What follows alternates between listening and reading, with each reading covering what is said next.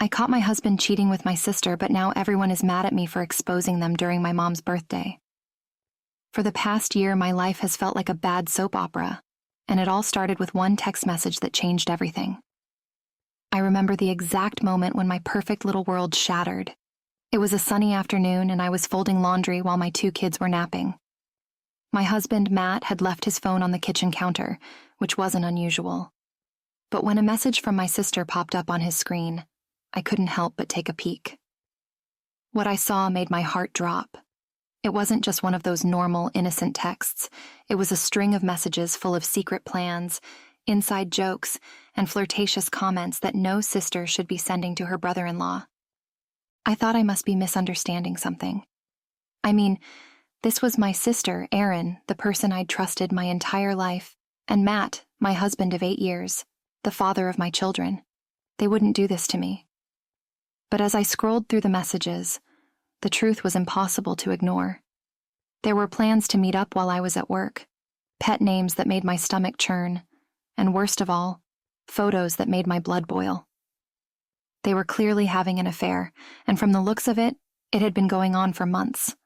I felt sick, and my hands were trembling as I put the phone back down like it was a bomb about to go off. I couldn't confront Matt right away. I needed proof, and I needed time to process. So I started keeping tabs on them, feeling more like a detective in my own home than a wife and mother. I checked phone records, went through more of his messages when he wasn't looking, and even followed them once when they claimed to be running errands separately. It didn't take long for me to gather all the evidence I needed, but it also didn't take long for the anger and betrayal to eat me alive. I couldn't believe that the 2 people I loved most in the world were doing this behind my back, pretending to be normal every time we were together as a family. The hardest part was pretending everything was okay while I secretly planned my next move. But the final straw came during my mom's 60th birthday party. We were all gathered at my parents' house, celebrating with cake, drinks, and cheesy family photos.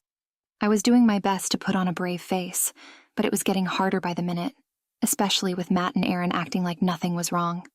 They even had the nerve to laugh and joke right in front of me, like I was too stupid to notice the way their eyes lingered on each other. My heart pounded every time they so much as brushed shoulders. My mind was screaming at me to do something, but I kept holding back, not wanting to ruin my mom's special day. But then, during dinner, I couldn't take it anymore. Erin made some joke about how Matt was practically family, and my mom, oblivious as ever, gushed about how lucky I was to have such a great husband.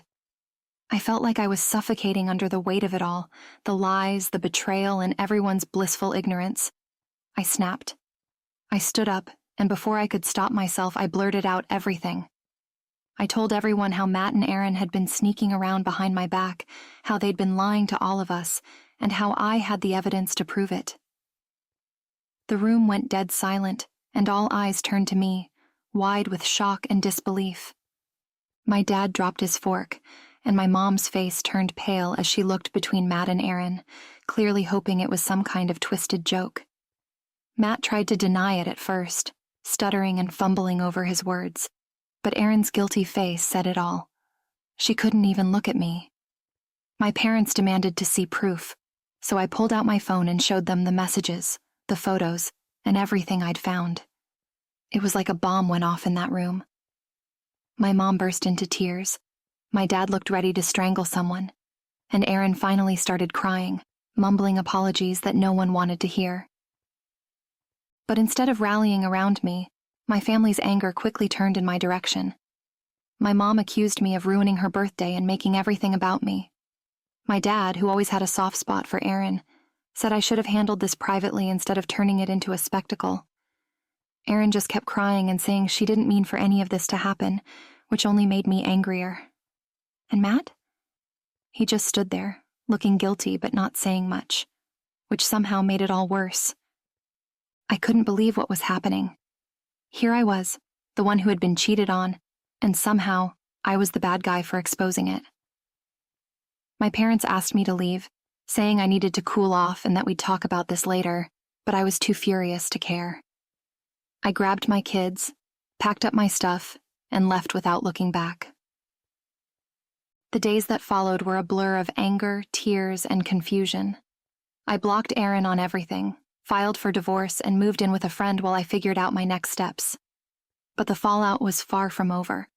My mom kept calling me, begging me to forgive and forget for the sake of the family. She didn't seem to grasp that this wasn't some petty argument that could be patched up with an apology. Erin was my sister, and she'd betrayed me in the worst possible way. And Matt? He was practically a ghost, only reaching out to talk about the kids, never once showing any real remorse for what he'd done. But the real kicker was when I found out that my parents had forgiven Erin almost immediately. They were mad at her, sure, but they were still inviting her over for dinner, still talking to her like nothing had changed. Meanwhile, I was the one they kept at arm's length, treating me like I was the one who'd blown the family apart.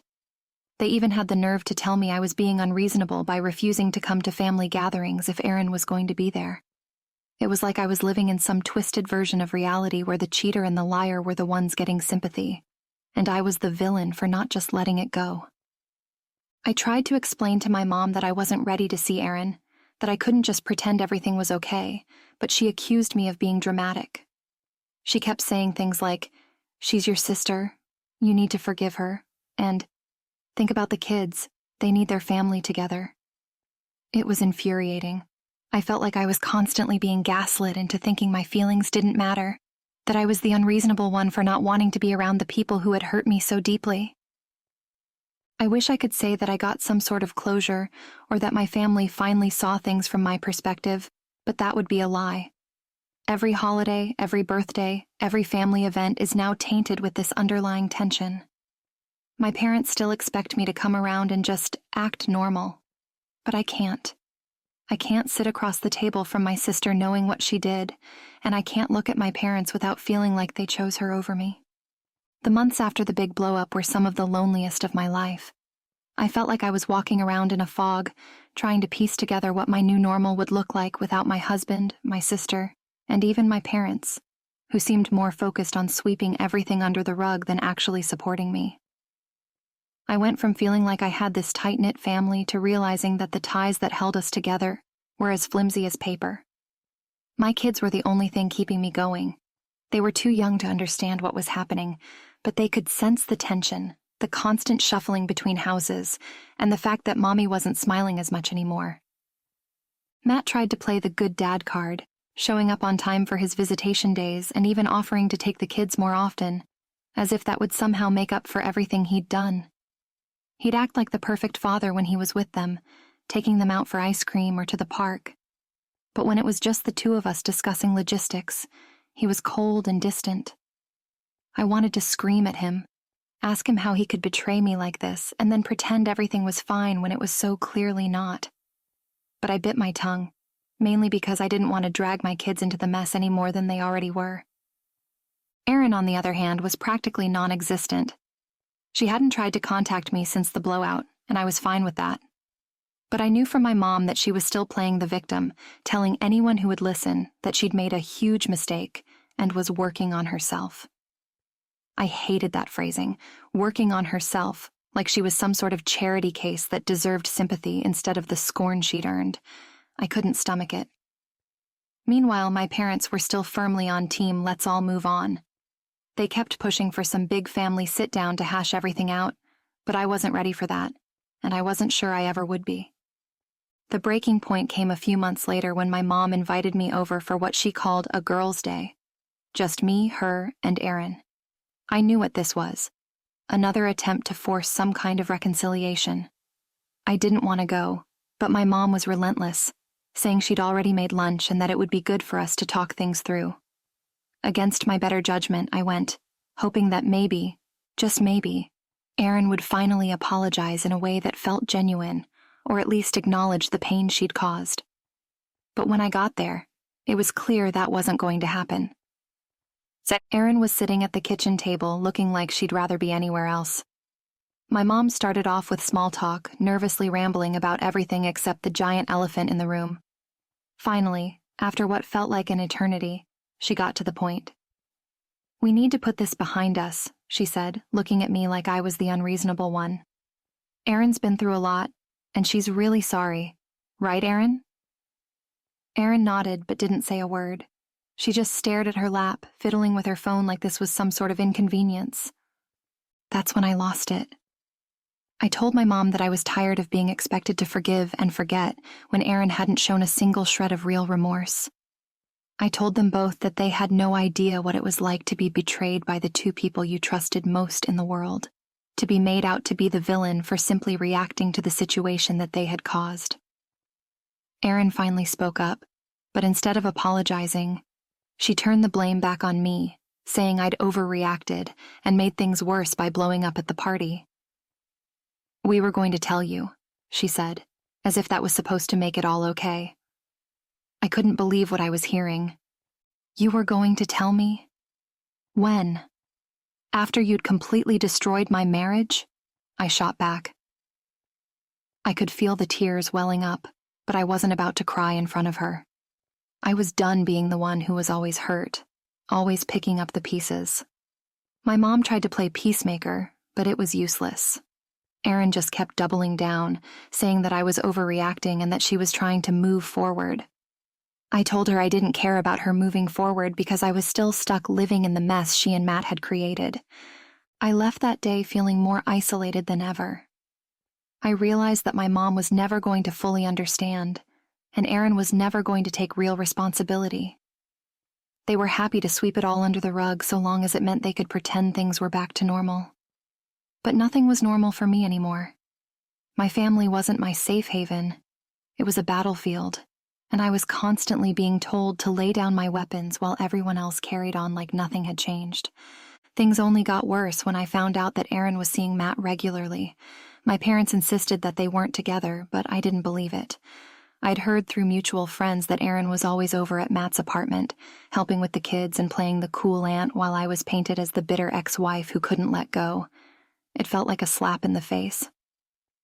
I had tried so hard to maintain some kind of dignity throughout this entire mess, but seeing them together, even just as friends, was too much. I didn't understand how my family could be okay with this, how they could still see Erin as the victim when she was the one who had shattered everything. I tried distancing myself from everyone, but that only led to more guilt trips from my parents. My mom called me constantly, reminding me that the kids needed their grandparents and that I was being too harsh. My dad, who rarely got involved in the emotional stuff, sent me a long text one night saying that I was tearing the family apart by refusing to forgive. That hurt more than anything because it felt like I was losing my parents too. I was tired of being told that I needed to be the bigger person, that I needed to let go of my anger and move on. But how could I move on when every day was a reminder of what I'd lost? It all came to a head at my son's birthday party. I'd planned a small get-together at a local park with just a few friends and family. I'd made it clear to my parents that Erin was not invited, and to my relief, they'd agreed. But when the day came, who should show up with my mom but Erin herself, carrying a big present and acting like nothing was wrong? My blood was boiling. I pulled my mom aside and demanded to know why she'd brought Erin when I specifically said not to. My mom just shrugged, saying, "She's family, and she wanted to be here for her nephew." That was the final straw for me. I told my mom and Erin to leave, right then and there. My mom tried to argue, saying I was making a scene and ruining my son's party, but I didn't care.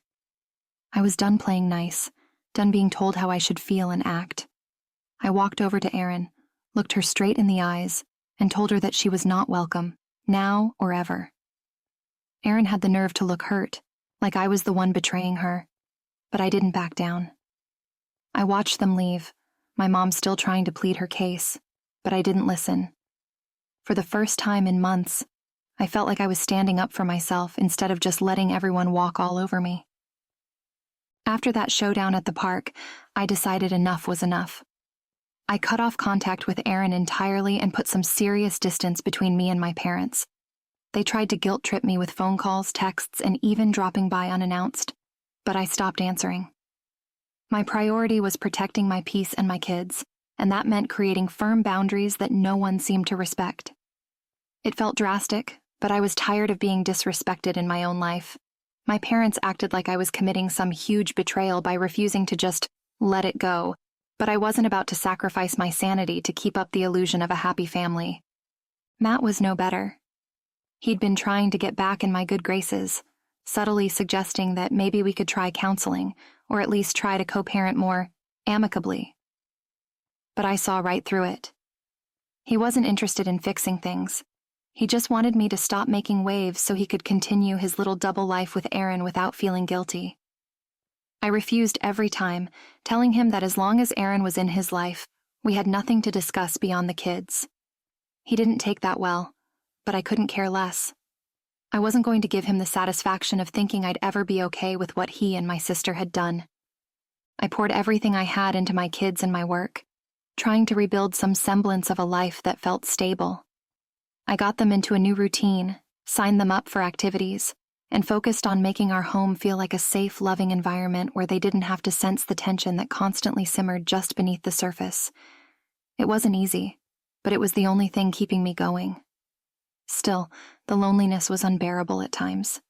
I missed having a partner, even if Matt had never been the perfect husband, and I missed the sister I used to be able to call at any hour.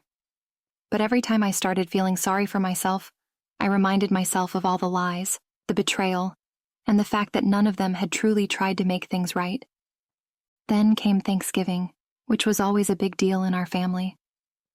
My parents hosted every year, and it was the one time everyone, cousins, aunts, uncles, came together. I hadn't planned on going. I couldn't stomach the thought of sitting at a table with Erin and Matt pretending like we were one big happy family. But then my mom called, practically begging me to come. She promised that Erin wouldn't be there, and that Matt wouldn't come either. She said she just wanted one holiday where things felt somewhat normal again. Against my better judgment, I agreed, thinking it would be nice for my kids to spend the day with their extended family. When I showed up, it seemed fine at first. The house was filled with the smell of roasted turkey and pie, and for a moment, I felt a flicker of what our family used to be. My kids ran off to play with their cousins, and I was actually enjoying catching up with some relatives I hadn't seen in months. But as the afternoon went on, I noticed my parents kept whispering and looking anxious. It wasn't long before I found out why. Erin had shown up unannounced with Matt in tow. They walked in as if they owned the place, Erin holding a dish of something like she was contributing to the holiday feast, and Matt looking sheepish but not enough to stay away. The room went silent as they walked in, all eyes flicking between me and them, waiting for my reaction. I felt my blood run cold. My mom rushed over, trying to pull me aside to explain, but I was done with explanations. My voice trembled with rage as I told her that I was leaving, and that she knew damn well I wouldn't have come if I'd known Erin and Matt would be there. She started crying, saying she didn't know they were coming, but I could tell she was lying. She knew and just hoped I would go along with it. That was it for me. I grabbed my kids, packed up our things, and left without looking back. The drive home was excruciating. My kids were confused, asking why we had to leave when everyone else was still there, and I didn't have the heart to explain the full truth. I just told them that sometimes grown-ups don't get along, and we'd do something special, just the three of us instead. We ended up at a diner, eating greasy burgers and fries while everyone else was having their picture-perfect Thanksgiving dinner. I looked at my kids, laughing and being silly with ketchup smeared on their faces, and I realized that this was my family now. My kids and I were enough. I didn't need the toxic circus my parents' sister and ex-husband had created. After that, I went completely no contact with Erin. I blocked her on every platform, told my parents not to mention her name around me, and made it clear that she was no longer a part of my life. My parents didn't take it well, especially my mom, who kept insisting that we were sisters and that one day I'd regret cutting her off. But I didn't care. I wasn't going to sacrifice my mental health just to keep up appearances. I even started declining most invitations to family gatherings, knowing that Erin would find a way to worm herself in, and I couldn't bear to keep putting myself through that. As for Matt, our interactions were strictly about the kids. He occasionally tried to talk about us or bring up the idea of working things out for the sake of the family, but I shut it down every time. I knew it wasn't about reconciliation, it was about control. He couldn't stand that he no longer had me under his thumb, that I wasn't willing to play nice for the sake of appearances. I made it clear that there was no path forward for us, and he eventually stopped trying. It was liberating in a way, but also heartbreaking to see how easily he gave up, proving that he was never really sorry at all. It's been almost a year since that disastrous birthday party, and my life is slowly starting to take shape again. I've reconnected with old friends, built a support network that actually respects my boundaries, and even started dating a little, though trust doesn't come easy these days. My kids are doing well, adjusting to our new reality, and they're the reason I get up every morning, no matter how hard some days feel. But the pain of what happened still lingers. It's like a dull ache that never fully goes away, no matter how many new memories I create. My parents still try to play peacemaker, occasionally dropping hints that I should reach out to Erin or Matt, but I'm done being the one who's expected to fix things. I've spent too long sacrificing my own well-being to make everyone else comfortable, and I'm not doing it anymore. If they can't accept that, then maybe it's time for me to redefine what family means on my own terms. Erin and Matt are still a sore subject, and I don't think that will ever change. I've heard through the grapevine that they're still hanging out, though they claim to just be friends. I doubt it, but at this point, it doesn't even matter. They're out of my life, and that's the way it's going to stay. I'm focused on building a future that doesn't include the people who tried to tear me down, and for the first time in a long time, I'm okay with that. As time went on, I finally started to feel the weight of it all lifting, little by little. I wasn't healed, not entirely, but I was making progress in ways that felt real and meaningful. I put my energy into building a new routine for my kids and me, weekends filled with nature hikes, movie nights at home, and impromptu road trips to new places. We created new traditions that were ours alone, untainted by the mess my family had become. I even went back to school to finish the degree I'd put on hold when I married Matt, something I'd always wanted to do but kept putting off. It felt empowering to finally put myself first after years of being lost in everyone else's drama. My relationship with my parents, though, was still strained. My mom, in particular, couldn't seem to grasp that our family dynamic had been irreparably changed. She constantly pressured me to give Erin another chance, as if forgiveness was something that could just be turned on like a light switch. Every time I spoke with her, it was the same plea. She's your sister. She made a mistake, and you can't stay mad forever. But what my mom didn't understand was that this wasn't about holding a grudge.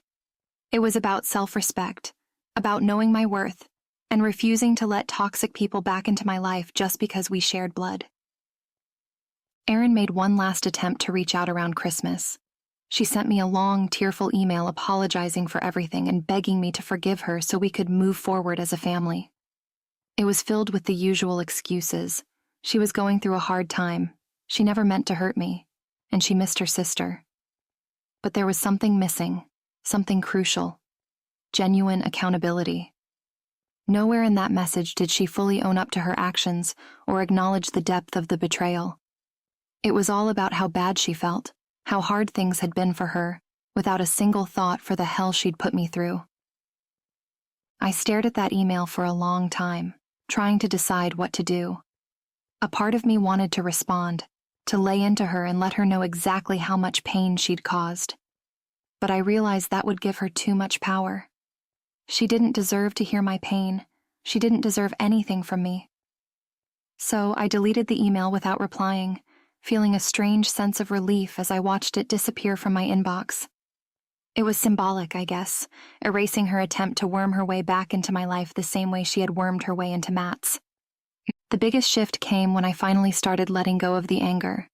Not for Erin, not for Matt, but for me.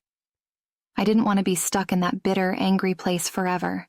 I wanted to move on, truly move on, and live a life that wasn't defined by what they had done. I started seeing a therapist who helped me work through the betrayal and the complicated family dynamics that had always been there, lurking beneath the surface. I learned that I had been carrying the weight of my family's expectations and guilt for far too long, and it was time to put that down. I also made the decision to stop punishing myself for what happened. For a long time, I blamed myself, wondering if there was something I could have done differently to prevent the affair, or if I had somehow driven Matt and Erin together. But through therapy, I realized that their actions were not a reflection of my worth. They were selfish and careless, and that had nothing to do with me. Accepting that was liberating, and it allowed me to start rebuilding my self-esteem, piece by piece. I haven't seen Erin or Matt since the last disastrous family event, and honestly, I don't plan to. I don't feel the need to make amends or pretend that we're okay. My parents have slowly come to terms with my boundaries, even if they don't fully agree with them. I still see them occasionally, but I've made it clear that Erin and Matt are off limits in conversation. It's not perfect, but it's enough for now. I've accepted that I can't change their feelings or make them understand, and that's okay. I'm not living my life for them anymore. As for me, I'm doing better. I've met someone new, a man who treats me with the kindness and respect I didn't realize I was missing for so long. It's still early days, and I'm cautious about bringing someone into my kids' lives, but for the first time, I feel hopeful about the future. It's not about replacing what I lost, but about building something new, something that feels safe and genuine. This whole ordeal taught me a lot about strength, about boundaries, and about the importance of choosing yourself, even when everyone else is pushing you in the opposite direction. I'm no longer the woman who lets people walk all over her in the name of keeping the peace. I've learned that it's okay to be angry. It's okay to cut toxic people out. And it's okay to rebuild your life on your own terms. I still have moments where the past sneaks up on me, a song, a memory, or even just a random thought that brings it all rushing back. But those moments are getting fewer and farther between. I'm slowly making peace with what happened, not because it was okay, but because I refuse to let it define me anymore. My kids and I are happy, and that's what matters most. If there's one thing I've learned, it's that family isn't just about blood. It's about the people who truly have your back. And sometimes, that means walking away from the ones who don't.